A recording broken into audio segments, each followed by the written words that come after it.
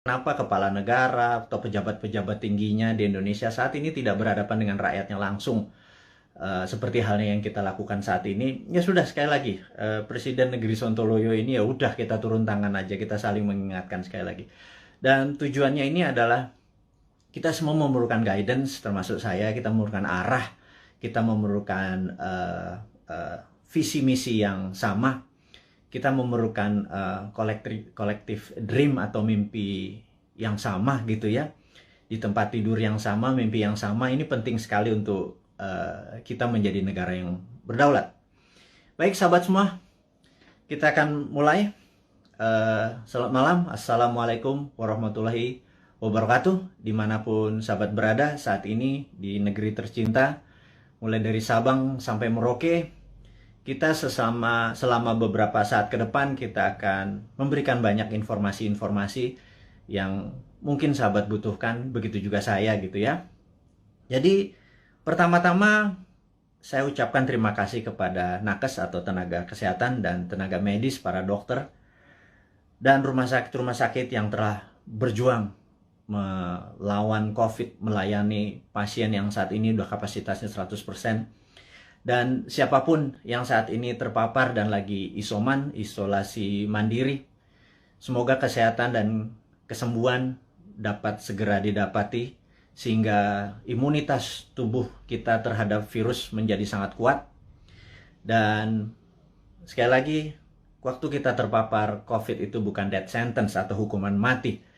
Itu adalah perjuangan. Dan sekali lagi, terima kasih kepada tenaga kesehatan, tenaga medis, rumah sakit. Anda pejuang terdepan.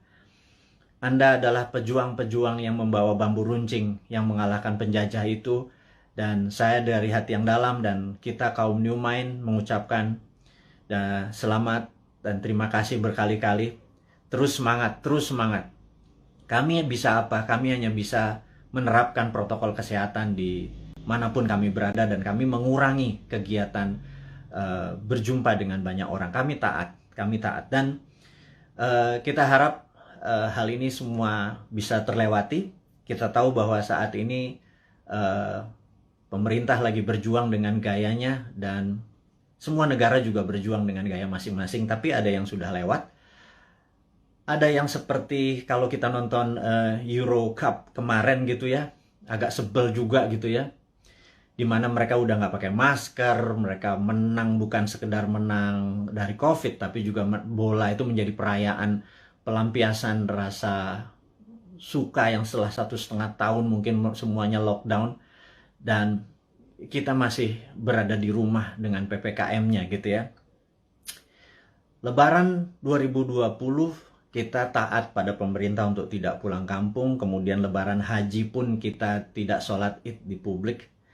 Mendadak tahun 2021, entah bagaimana, kita juga nggak pulang kampung. Saya juga rindu sekali sama ibu saya, keluarga saya di kampung yang nggak bisa ketemu. Dan kita taat. Kemudian Lebaran Haji ini pun kita nggak bisa keluar lagi. Dalam hati kita cuman berkata, kalau sampai tahun depan Lebaran masih kita nggak bisa pulang kampung, dan Lebaran Haji tahun depan kita tidak bisa berhaji, saya rasa ada masalah dengan bernegara kali ini. Udah kalian itu tidak menghadapi rakyat dengan langsung mengatakan apa yang terjadi. Sudah kita tidak boleh berhaji. Dan ada yang mengatakan nggak boleh berhaji masalah COVID. Rasanya enggak. Banyak yang mengatakan ini jangan-jangan masalah politik. Karena kita negaranya miring ke salah satu kekuatan politik dunia gitu ya, yaitu Tiongkok. Itu kita jujur-jujur aja. Kenapa sih kita nggak menjadi negara yang tidak harus miring ke kiri, nggak harus miring ke kanan, tapi semuanya kita rangkul gitu ya. Dan nyata, ngerangkulnya tuh nyata. Kalau sekarang kan agak miring ke salah satu, sehingga kita tahu Saudi adalah perpanjangannya tangan Amerika, di mana Amerika dengan petrodolarnya atau negara petrolnya Saudi dan negara Timur Tengah dikendalikan menjadi underlay-nya terbitnya dolar gitu ya. Berarti kan dia miringnya ke sana ya. Begitu kita nggak berhaji, jangan-jangan, sekali lagi jangan-jangan gitu ya. Ada yang bilang dana hajinya kepake infrastruktur. Saya pikir lah itu mah nggak nggak tahu juga saya apa yang terjadi di atas sana. Tapi yang Mbok diterangkan gitu ya, jangan membangun narasi pakai buzzer. Buzzer sudahlah, udah masa lalu buzzer itu. Saat ini di DM kami di Bosman ini banyak buzzer-buzzer yang minta maaf, yang saya pikir no, kamu nggak usah minta maaf sama saya karena banyak keluarga terpapar COVID juga gitu. Ternyata keluarga buzzer itu tidak anti, tidak kebal COVID juga, terpapar juga, dan ada yang meninggal juga. Akhirnya kapok juga jadi buzzer, kirain waktu jadi buzzer mereka tidak terpapar gitu ya. Nah, jadi udahlah, kita buzzer yang berjumlah ribuan itu nggak usah dipakai lagi. Buzzer itu nggak usah membunuh karakter-karakter orang yang ingin memberi saran ke pemerintah. Jadi saya mengingatkan bahwa pemerintahnya Pak Harto ya, banyak Pak Harto mendapat tentangan dari mahasiswa di tahun misalnya 73 di Malari dan lain sebagainya, malapetaka 17 Januari dan lain sebagainya. Tapi apa yang Pak Harto lakukan, dia rangkul angkatan 66, 67, di angkatan 73, angkatan 80, semua dirangkul dan jadi menteri-menterinya dia. Ternyata mereka-mereka yang rebel terhadap pemerintahan dia waktu jadi menteri bagus semua gitu ya. Dan jadi saya sarankan, ini bukan saya ngarep jadi komisaris loh ya, bukan loh ya, nggak gitu-gitu amat gitu. Tapi kalau ada beda pendapat, coba didengarlah. Kita nih cinta tanah air kok gitu ya. Niat kita satu, niat kita bersatu gitu ya. Jadi janganlah dibangun narasi malah karakter kita dibunuh. Bahkan kemarin ada Anti Mardigu yang menyatakan kita pro komunis, cinta PKC, Partai Komunis Cina. Orang-orang nggak akan pernah impress dengan informasi seperti itu. Terus kita membangun bala muda, dianggap kita membangun pasukan kelima seperti Partai Komunis Indonesia dulu. Membangun kekuatan petani diminta bersenjatai. Kemudian sewaktu Bosman mengambil pasukan muda, teenagers, yang berusia 14 sampai 20 tahun ya, yang belasan tahun itu, yang pendidikan Pancasilanya sedikit, yang mengetahui bela negaranya juga sedikit, terus kita bangun kekuatan dengan teen camp, bala mudanya kita bangun, summer camp 4 hari kita didik apa yang kita ajarkan di Lemhanas, kita ajarin ke anak-anak, kita ajarin disiplin militer, kita menjadikan anak-anak ini adalah patriotis nasionalis. Itu dicap untuk membangun kekuatan untuk anti pemerintah oleh buzzer-buzzer. Saya pikir Anda keterlaluan gitu ya.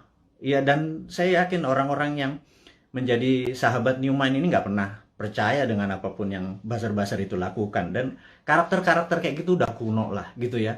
Anak-anak sekarang zilenial, milenial ini sangat-sangat pinter dan nggak kemakan lah sama buzzer. Anda sudahlah tobat aja lah para buzzer itu dan bersama-sama bangun narasi, jangan memecah belah bangsa gitu ya.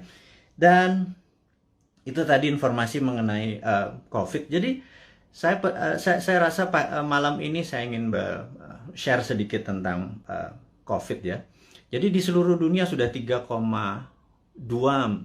miliar vaksin tersebar, dan sahabat saya di Amerika baru aja pagi tadi menelpon saya, jadi malam di sana, bahwa Amerika itu menarik bahwa 49,1% adalah natural herd immunity, alias mereka terpapar dan sembuh sendiri. Kemudian 13 sekian persen menggunakan vaksin. Jadi kalau 49 tambah 13 mereka sudah hampir 70%, alias sudah kena herd immunity-nya. Jadi kalau 10% lagi divaksin dalam waktu 3 atau 4 bulan kemudian, Amerika sudah melewati herd immunity. Dan Eropa juga sama. Saya pernah menceritakan di video narasi bahwa pemerintah Belanda menyatakan menggunakan herd immunity, jadi benar-benar dilepas warganya, dikasih vitamin, dan sistem rumah sakit dikuatin dan dilindungi mereka-mereka yang rentan, ada komorbid dan usia tua. Dan terbukti bahwa sekarang negara-negara Eropa bahwa 40%-an menggunakan natural herd immunity, yang 20-30% pakai vaksin. Jadi vaksin minoritas, mayoritas adalah menggunakan herd immunity. Indonesia saat ini mungkin yang herd immunity berdasarkan data di bawah 10% yang terpapar dan sembuh, yang tanpa gejala dan lain sebagainya. Kemudian yang kita baru berapa persen ya, dengan kecepatan 250.000 suntik per hari, 3 tahun lagi kita mendapatkan herd immunity itu mungkin sekarang baru 20-25% yang sudah dikatakan kebal gitu ya. Jadi mencapai 70%, 80% pencapaian ini masih cukup lama. Jadi saya pikir kita ada ya sekali lagi bukan salah bernegara lah. Keputusan kemarin tidak tepat, tetapi jangan sampai sekali lagi tahun depan menjadi tidak tepat. Kita udah 4 kali minus loh, kuartal 4 kali minus growth ekonominya 4 kuartal. Itu sebenarnya berat nanti ya. Sekarang kita bicara COVID dulu. Jadi Tiongkok saat ini sudah mencapai 70% juga imunitasnya, dan mereka mengatakan mereka memakai vaksin. Tapi sekali lagi, data dari Tiongkok saya nggak pernah percaya utuh, karena negara komunis itu memiliki propaganda. Malah feeling saya sekali lagi, rasanya Tiongkok menggunakan herd immunity juga, alias 40% dari populasi menggunakan natural herd immunity. Mereka terpapar dan mereka sembuh, dikasih vitamin dan dikasih sarana kesehatan. Yang 30% atau 40% baru pakai vaksin, sisanya vaksinnya diekspor ke luar negeri. Jadi jangan-jangan Tiongkok sendiri pakai herd immunity natural gitu ya, dan sementara kita pakai herd immunity vaksin gitu ya. Semuanya benar. Saya tidak anti vaksin, saya sangat mendukung vaksin. Vaksin terbukti mengurangi tingkat fatality atau tingkat kematian. Jadi divaksin itu penting, tetapi lebih penting lagi kalau herd immunity natural, kekuatannya natural alami gitu ya. Nah, vitaminnya multivitamin biasa, B kompleks, B12, vitamin C, vitamin D plus matahari, olahraga, makan sehat dan lain sebagainya. Itu adalah basic untuk meningkatkan imunitas, dan kemudian mineral-mineral dan lain sebagainya. Itu basic sekali dan semua dunia juga tahu, sehingga yang terjadi di negara Tiongkok adalah mereka-mereka yang natural herd immunity-nya. Dan ini ada yang menarik, sampai ada sebuah statement dari Anda kalau suka nonton, denger ya. Jadi kalau IG itu kan tempat pamer, jadi ada pamer kekayaan, pamer ke perjalanan dipamer-pamerin. Kemudian kalau di TikTok itu beda, generasi TikTok sama generasi IG beda. Kalau di TikTok itu Anda harus sombong gitu. Kalau IG begitu sombong Anda diledekin. Kalau di TikTok Anda harus sombong. Anda di rumahnya punya lift, bilang wah gila, rumahnya dia ada lift gitu. Dan nggak ada, bagi anak TikTok tuh biasa aja. Anak TikTok adalah anak zilenial, anak IG adalah anak milenial. Dan mereka ini adalah orang-orang yang well informed atau terinform bagus dengan dunia digital. Dan jadi sekali lagi kembali ke masalah COVID. Jadi Indonesia memilih menggunakan vaksin gitu ya, sementara negara-negara Eropa menggunakan natural herd immunity. Oke, nggak apa-apa. Yang penting sekarang kita adalah menjadi negara yang harus terbebas dan menang dari COVID. Dan saya sangat menyarankan, ini yang saya sangat menyarankan nih, kan kita kan presiden, negara kita adalah Republik Sontoloyo. Jadi Republik Indonesia terkadang kita menyebutnya negara tetangga gitu ya. Jadi kita mengingatkan kepada pejabat saat ini, mbok jangan pakai apa-apa import gitu ya. Satu, masalah COVID ini adalah masalah import gitu ya, dari luar. Kemudian PCR dan antigennya import. Kemudian alat-alat kesehatannya import. Kemudian masker dan protection, disinfektan segala macam, mayoritas tuh import gitu ya. Kalau ada gelombang ketiga lagi, mudah-mudahan jangan. Masa kita impor terus ya, flight capital, ya miskin lah bernegara ini. Sudah sistem bernegaranya saat ini keuangannya cuma 44% uang beredar dari GDP nasional. Bisa dibayangin Singapura 120% uang beredar dari GDP nasionalnya. Korea Selatan, Jepang. Tapi nggak tahu kenapa kita cuma sepertiganya. Waduh, wahai ibu pejabat yang sering dapat prestasi, mohon dijelaskan lah. Jadi kami ini sering nanya gitu ya. Ya kalau kaum new mind nanti yang berkuasa, pasti kita bisa 1:120%. Jadi kita naikin 3 kali lipat dari uang beredar pada saat ini. Gimana kita bisa maju kalau uang itu ditahan? Yang kedua adalah pajak lah jangan naik terus. Maksud saya begini loh. Kalau Anda ingin misalnya PPH yang naik dari 10% jadi 12 beberapa itu ya. Kalau Anda dulu kami dapat pendapatan 100 gitu, Anda pajak 10. Oke lah. Kemudian Anda naikin jadi 15, tapi kami dapatannya 80 dan Anda nggak ngikut lagi untuk numbuhin. ya kami juga nggak ikhlas kayaknya ngebayar. Jadi gini lah, kalau memang mau naikin 15%, 20% sekalipun nggak apa-apa. Tapi kalau tahun lalu kami dapat 100, pastikan tahun ini kami dapat 300 gitu. Dengan kebijakan yang Anda mendukung dunia kerja atau dunia UKM. UKM itu paling menderita pada saat ini, entah bagaimana. Nomor satu ya, kalau mau maju, kita semua tahu, rule of thumb-nya untuk maju negara itu sangat sederhana. Yaitu kredit selalu tumbuh di atas 15% setiap tahunnya daripada tahun belakangan. Jadi kalau tahun lalu 100, ya tahun ini 115.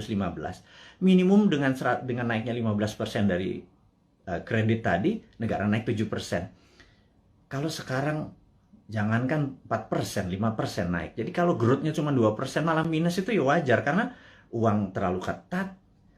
Dan apa sih susahnya Anda untuk memprinting money berbasis production gitu loh. Kita udah ingatkan berkali-kali. Dari 2016, Bosman Sontoloyo ini mengingatkan, MMT itu Modern Monetary Theory yang digagas oleh Michael Hudson itu bukan isapan jempol. Kita cuma beda mazhab aja. Anda Keynesian, kita post-Keynesian. China pakai sudah dari tahun 89. Amerika pakai dari tahun 71 printing money itu. Terus negara Eropa, negara Jerman pakai semua. Ini untuk menyelesaikan masalah COVID ini ya, Tiongkok pun melakukan printing money saat ini. Dan kok kita malah minjem sih? Aduh, gimana sih? 6.500 triliun loh. Itu bunganya aja udah hampir 3.300 triliun. 300 triliun kalau buat beli obat itu selesai masalahnya, gratis semua, PCR gratis, antigen gratis. Kalau PCR-nya bayar, antigennya bayar, gimana kita mau travel? Terus udah kayak gitu, dengan PPKM kita ini udah taat sama ininya, tapi semuanya bayar gitu ya. Vitamin bayar gitu ya. Terus pajak bayar, terus kita pokok nggak pernah kebayar, negara sibuk bayarin utang, terus nambah utang. Aduh, ini mau mulai dari mana? Kita nih bertanya. Jadi sekali lagi, sahabat semua, kaum New Mind, kita ingin ke depan kita menjadi negara berdaulat. Jadi hari ini yang mau diinformasikan adalah gimana caranya kita di tahun 2045 Indonesia adalah negara superpower. Udah ya, itu adalah tema hari ini. Kenapa kita bilang ada yang penting dari Bosman hari ini mau mengumumkan sesuatu. Yaitu kita ingin tahun 2045 pada saat Indonesia 100 tahun, Indonesia Emas, Indonesia menjadi negara superpower, bukan sekedar negara kaya lagi. Negara superpower. Kita nggak bisa tumbuh hanya 5% atau 7% seperti janji-janji kemarin di dalam kampanye. Nggak bisa. Kita tumbuh harus lebih powerful dari angka-angka itu. Terus bagaimana membuat ini berdaulat gitu ya? Oke, sahabat semua.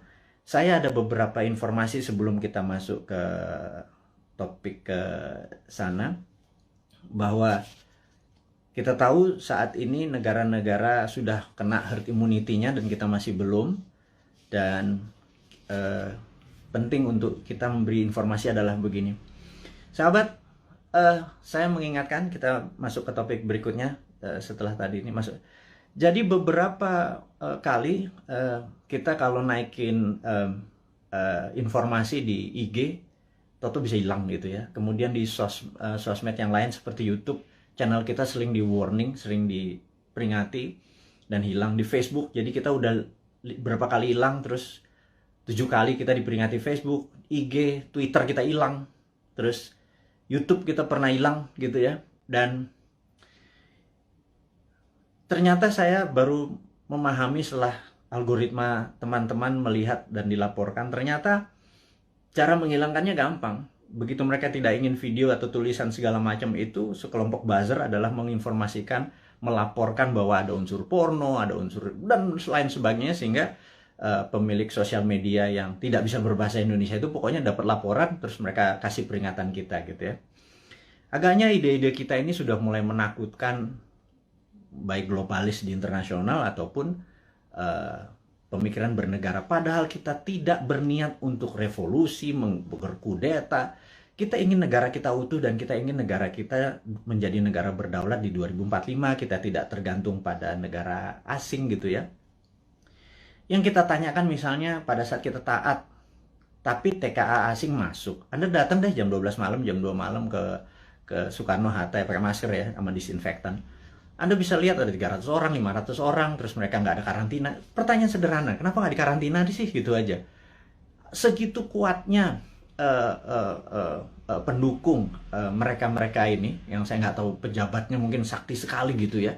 Sehingga waktu kita peringati kenapa mereka bisa masuk, kenapa kita taat terus mereka asing bisa masuk, terus mereka bisa ikut bersama-sama komersial flight dengan warga negara Indonesia lainnya, mereka tidak bisa berbahasa Indonesia. Dan jawabannya adalah jangan macam-macam, suruh diam kau gitu ya, karena nanti kalau negara itu tidak mau invest di Indonesia, Indonesia bisa rugi. Itu kalimat yang benar-benar menurut saya, lu gila ya, jangan gitulah. Emang satu-satunya negara ngolong itu memang Tiongkok apa? Segitu taatnya gitu? Enggak gitulah, jangan berkata begitu, kita bukan anak-anak lah. Berbicara yang lebih elegan sedikit, dengan data, dengan santun, jangan membentak, jangan menghardik gitu ya. Kita bertanya juga baik-baik, ya kasih jawaban aja gitu ya, bahwa nanti kita urus, kasih yang manis lah gitu. Kita udah capek saling bentak, saling curiga gitu, udah capek gitu. Bernegara elegan sedikit, statement lah, jadi negarawan lah. Jangan jadi pedagang, mau ada cuan, ada untung segala macam gitu ya. Ya lu untung, gua kagak gitu ya, apalagi rakyat gitu ya. Itu kami bertanya gitu ya, kami dapat apa? Udah asetnya hilang, tanah air kita hilang, diambil barangnya, kita cuma dapat apa? Dapat pajak gitu. Buktinya kita tetap dipajakin tuh. Terus apa? Dari apa untungnya gitu ya? Terangin aja, ini untungnya segini. Kalau kita yang tahu adalah aset kita hilang, nikel kita gone, digantikan dengan apa gitu. 20 tahun lagi, Anda ingat, saya pernah ke Nauru. Nauru tuh negara menarik. Dulu dia penghasil P2O5 atau fosfat. Wah, kayanya bukan main. Tapi beberapa 20 tahun yang lalu Nauru kehilangan fosfatnya karena dikeduk abis. Ya sudah, sama Amerika waktu itu, dikeduk abis. Negaranya miskin, hidupnya tinggal dari pariwisata aja saat ini. Naurunya kehilangan asetnya. Anak cucunya cuma bilang, oh dulu kita menghasil fosfat ya, gitu ya. Jangan sampai anak cucu kita bilang, Eyang, dulu Indonesia menghasil nikel ya? Nikelnya di mana ya? Tahu, kita dapat apa waktu nikel itu dijual? Nggak dapat apa-apa, kita dapat virus, gitu ya.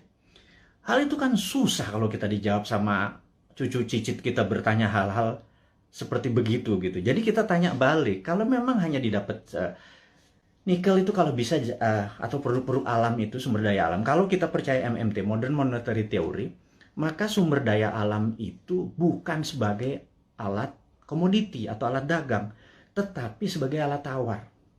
Jadi keuntungannya itu bukan hanya dari jualan, tetapi ada benefit lagi. Jadi di atas financial benefit, sekali lagi, di atas Anda para pejabat sekarang tuh apa-apa kan financial benefit. Kita dapat untung, dapat untung. Selalu untung dan cuan gitu ya. Cara bernegara segitu kesannya kayak anak TK gitu ya. Karena kalau cara bernegara di atas keuntungan materi, itu ada namanya humanitarian benefit. Keuntungan atas nama kemanusiaan. Terus ada namanya nationalist keuntungan untuk negara gitu ya. Bukan hanya keuntungan sekedar dari pajak, dari dagang, dari selisih jual beli gitu ya. Tapi humanitarian, atas kemanusiaannya. Anak cucu kita masih benefit gitu ya. Nah, kalau kita pakai SWF, Sovereign Wealth Fund, itu asetnya masih di situ. Nikel kita masih di situ. Nah, kita mendapatkan funding dari situ untuk membangun sektor yang lain. Jadi, dana yang masuk itu untuk membangun apa? Kok kita masih ngutang? Saya bingung sekali, BUMN rugi, kita masih ngutang, aset kita hilang. Kami hanya bertanya loh ya, ini bukan ngomong terus yang dihardik lagi gitu ya. Ini hanya bertanya. Kami ini gelisah, Pak. Kami ini ingin menjadi negara berdaulat dan kami ingin terbukalah. Karena itu, karena kalian tidak berbicara selama PPKM ini, ya sudahlah. Kami aja lah yang muda-muda ini yang punya ide new mind ini yang berbicara. Terus oposisi juga nggak bicara juga. Kalaupun mereka bicara juga nggak ada solusinya. Beda kalau new mind itu selain berbicara, mengkritik, ada solusi-solusinya. Itulah membuktikan bahwa kita ini NKRI garis lucu, bukan garis lurus lagi gitu. Di atas lurus itu lucu gitu ya. Karena semuanya jadi seru, jadi lucu, jadi fun gitu. Baik. Jadi mengingat video-video kita, informasi-informasi kita tuh sering ada caranya untuk tidak bisa beredar gitu ya. Jadi Toto di atas 21 tahun sehingga untuk video ini ditonton harus masukin password, harus masukin identitas yang lain sehingga tidak beredar kencang. Jadi gini deh, sahabat semua, saya dengan ini menyatakan Anda boleh mere-upload seluruh video Bosman. masuk ke video Anda, masuk ke YouTube channel Anda, masuk ke sosial media Anda. Kalau Anda dapat AdSense, dapat uang dari iklan yang masuk, ambillah semua itu untuk Anda. Saya tahu ada sekarang ini udah puluhan saat ini yang menggunakan video-video Bosman masuk ke video mereka. Nggak masalah. Jadi bukannya kita bilang, lu pakai nama gue, pakai produk gue. Nggak ada. Karena di sini bukan uang yang kita harapkan dari kepentingan-kepentingan video-video tadi. Video tadi adalah untuk kesadaran bernegara. Jadi saat ini video Bosman hanya ditonton 1 juta viewer per hari. Dengan Anda, sahabat semua, ada 9.000 saat ini. Kalau Anda share atau upload satu aja, apalagi semuanya ya, ada 600, sudah hampir 600 itu. Dan Anda dapat financial benefit. Saya tahu, banyak sekali ada yang pernah lapor ke saya, terima kasih Pak, saya dapat 17 juta komisi fee dari AdSense YouTube bulan ini, dari video-video Bapak. Saya bilang, ambil lah, saya bilang kayak gitu. Itu Anda semua bisa benefit dari itu semua. Tapi poinnya adalah jika suatu hari YouTube channelnya Bosman dan itu Bosman di drop atau di block atau di take down atau diapain lah, terserah. Misi-misi kita tetap tercapai. Sekali lagi, ini bukan masalah uang. Ini adalah masalah bagaimana mengedukasi supaya tahun 2024, pada saat Old Mind ini sudah di masa ujung pemerintahannya, kita bisa, ide kita diterima. Bosman bukan mau jadi presiden, gue mau jadi lord. Jadi nggak ada cita-cita untuk, yang penting idenya. Ganti semua ide tua itu semua. Mosok kalau si A yang jadi tetap pakai IMF, si B yang jadi tetap pakai obornya Cina. Coba aja lihat sekarang yang di etalase di 2024. Semuanya pasti begitu jadi. Tanya deh, begitu jadi, pasti pakai itu lagi. Bernegaranya taat sama Amerika lagi, takut sama Tiongkok lagi gitu ya. Jadi, oke lah. Siapapun nanti yang jadi, mereka akan bilang, Bosman, gue ambil konsep lo ya, karena ini membuat Indonesia berdaulat. Apa jawaban saya? Ambil, Jo, gitu ya. Kalau kita Manado nih, ambil lah, kita bilang gitu. Nggak masalah, karena ide kita, yang penting ide kita diterima. Nomor satu kan MMT, Modern Monetary Theory, itu adalah printing money.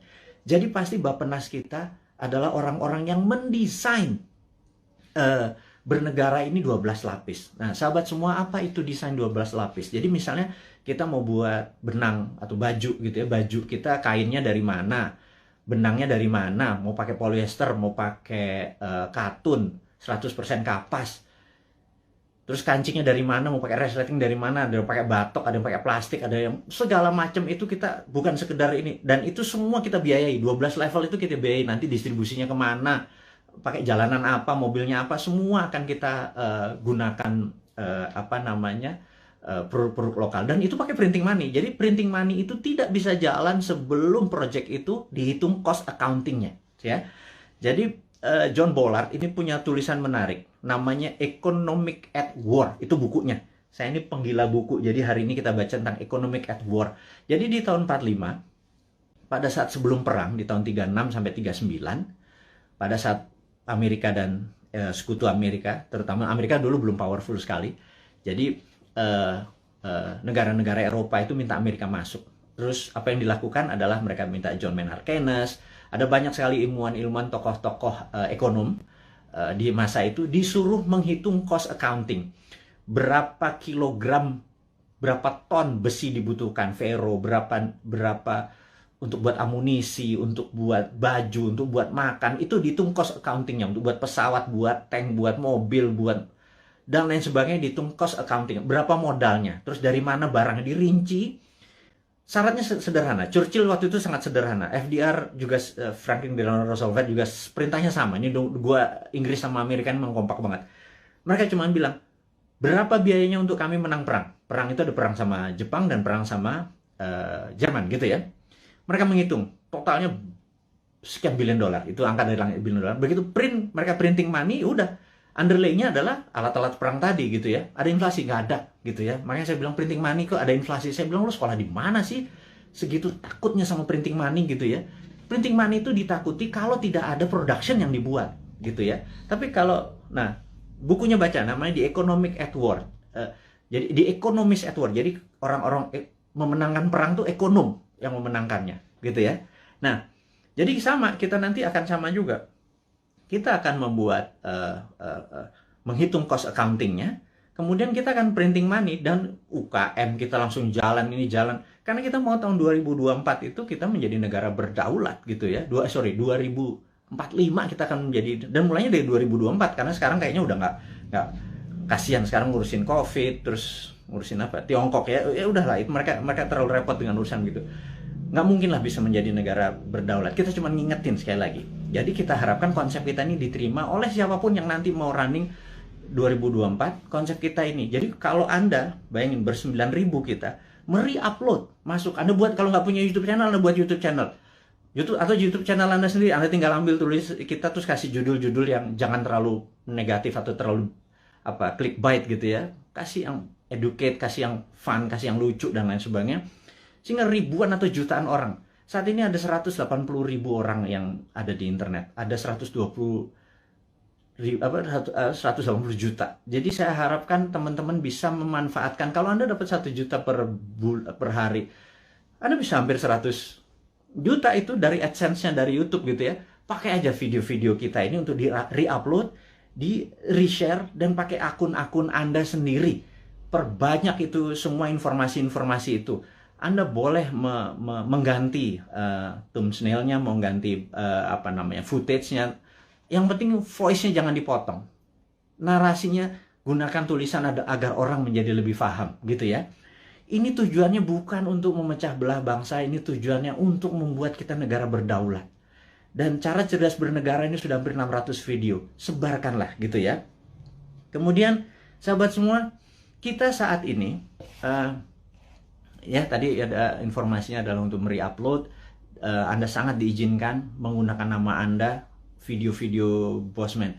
Saya harapkan ada 9.000 sahabat ini punya 9.000 akun yang masing-masing taruh semua videonya Bosman, dan Anda dapat faedah yang sama. Sekali lagi, kita baru mencapai mungkin 1% dari populasi. Bayangin dari 180 juta orang yang punya akun di sosial media atau internet, menggunakan internet ini, baru 1 juta yang kita capai. Masih kecil sekali. Gimana cara 100 juta bisa menonton video ini? Dan kalau 100 juta bisa menonton video ini melalui Anda punya channel, ya Anda yang dapat duitnya loh. Bicara itu aja dulu. Di masa pandemi seperti begini, susah bergerak, ya udahlah.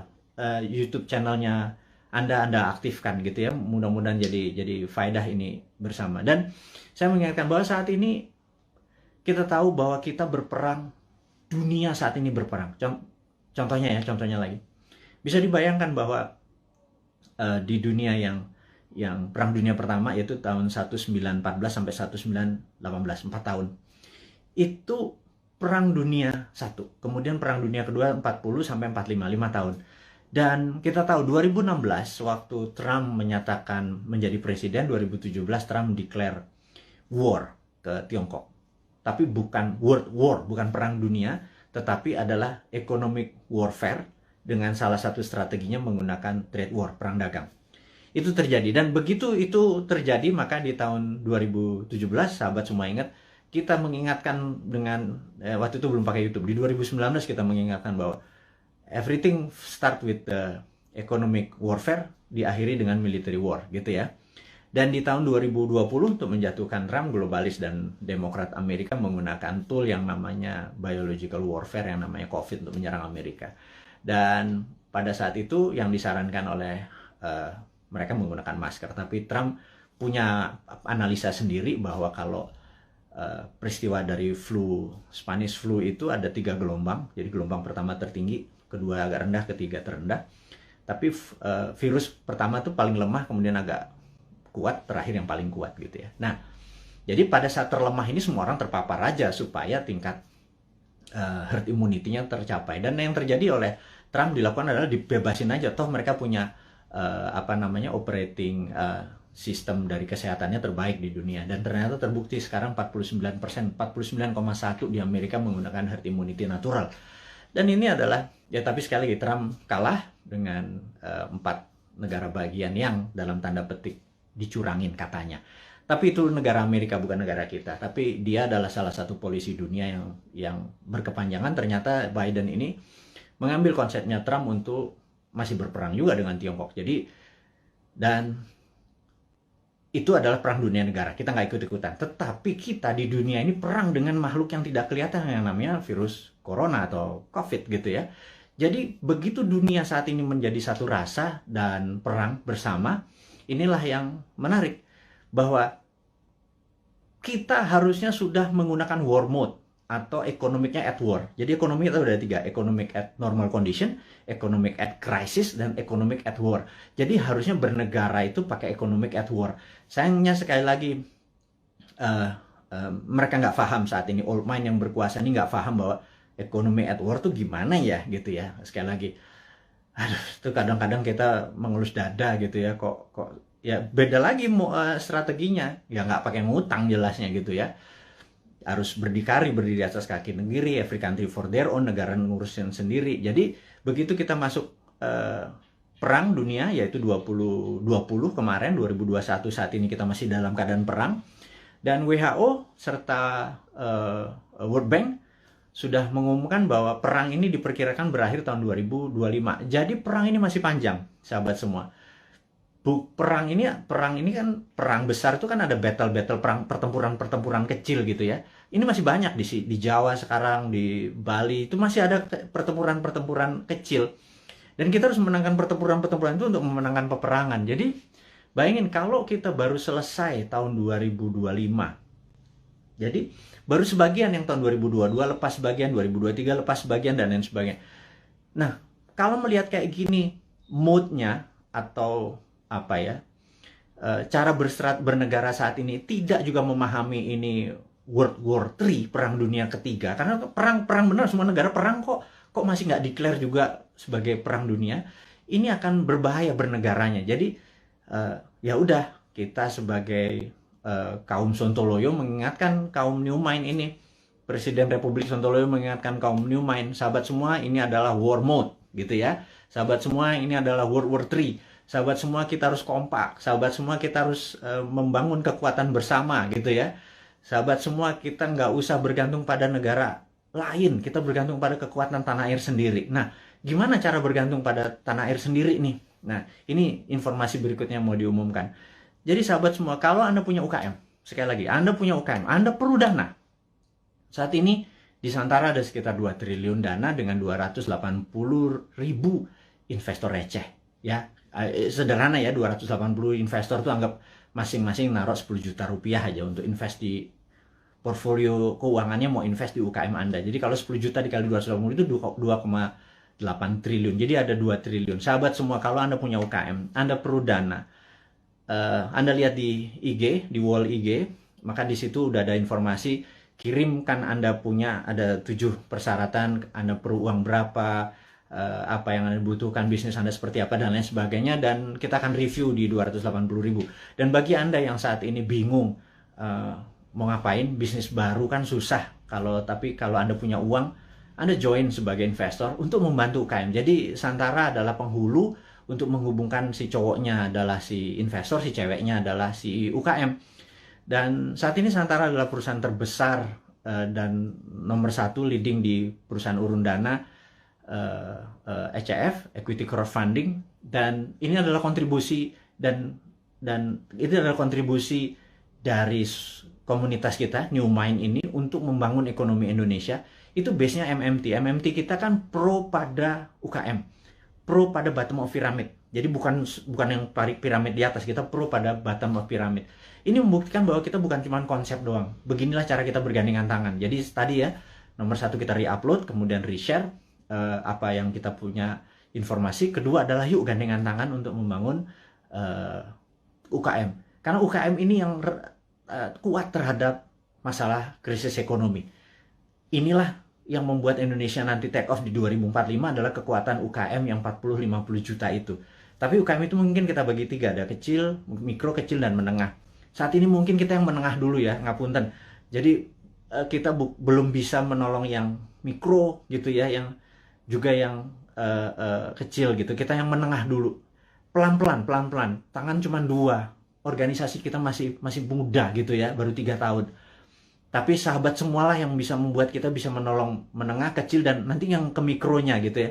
Makanya yuk gandengan tangan, kita invest di UKM.